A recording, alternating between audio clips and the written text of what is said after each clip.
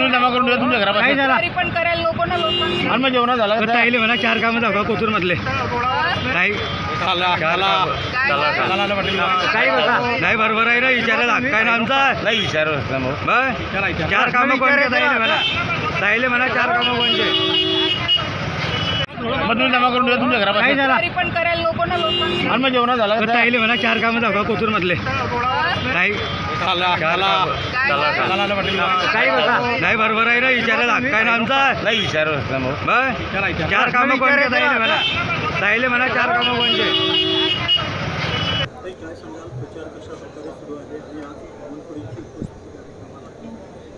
प्रचार अतिशय जोमाने सुरू आहे. आता जसे जसे दिवस जवळ आहे तसं तसं आता लोकांमध्ये कार्यकर्त्यांमध्ये उत्साह वाढतोय. आपण बघतोय की हळूहळू आता निवडणुकीचं वातावरण हे तापू लागले आहे. आता इथे नेत्यांच्या पण सभा आता होतील या पुढच्या येणाऱ्या दिवसांमध्ये. आज बावनकुळेंचा आढावा आहे या संदर्भामध्ये. प्रत्येक लोकसभेमध्ये जाऊन ते आढावा घेत आहे.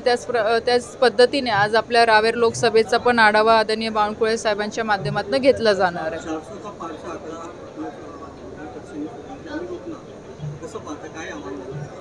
मी याच्यावर एवढंच उत्तर देईल की त्यांनी 4 जूनची वाट बघावी.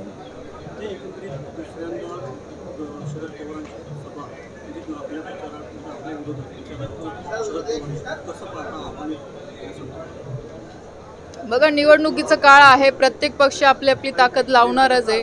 आमची सुद्धा आदरणीय अमितभाई शहांची सभा 8 मेला इथे मुक्ताईनगर किंवा रावेरमध्ये आम्ही घेणार आहोत. त्याच्यामुळे प्रत्येक पक्ष आपल्या आपल्या तयारीने लागणार आहे. पण आज आपण बघितलं पाहिजे की आज जर ते त्यांची ताकद लावत आहे किंवा शरद पवार साहेबांना इथे बोलवत आहे तर आणि 2-2, 3-3 वेळा येऊन त्यांना गरज पडते तर मला असं वाटतं की रोहिणीताईच्या प्रश्नाचं उत्तर त्या माध्यमातून दिसतंच आपल्याला. बघा त्या व्हिडिओंवर मी हेच उत्तर देईल की विरोधकांना जे काही प्रश्न असेल मग ते 100 लोक येऊ की 1000 लोक येऊ त्यांनी माझ्यासमोर व्यवस्थित शिस्तीत येऊन त्यांनी बोललं पाहिजे. दारू पिऊन धिंगाणे करायचे आणि एखाद्या महिलेला अरेतुरीची भाषा वापरायची तर ती खपवली जाणार नाही. तुम्ही 4 कामं विचारत असतील तर मी 400 कामं सांगायला तयार आहे. पण व्यवस्थित पद्धतीने तुम्ही विचारावं.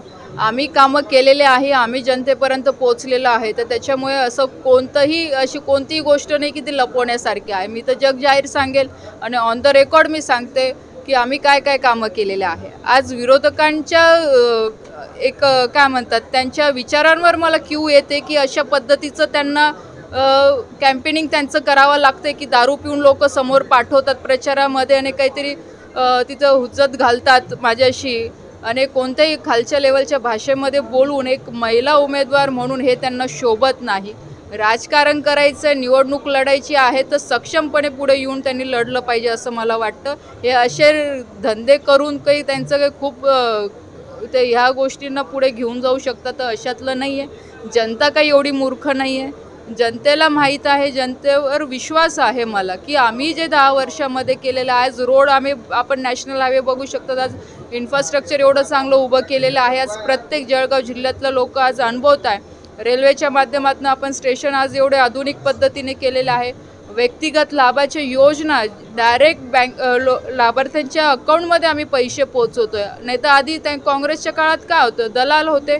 दलालांच्या माध्यमातून कोणाला लाभ मिळायचा किंवा नाही मिळायचा. पण आज जो सर्वसामान्य नागरिक आहे त्यांना डायरेक्ट बेनिफिट त्यांच्या बँकेच्या माध्यमातून मिळतो. आज एवढी मोठी उपलब्धी आहे.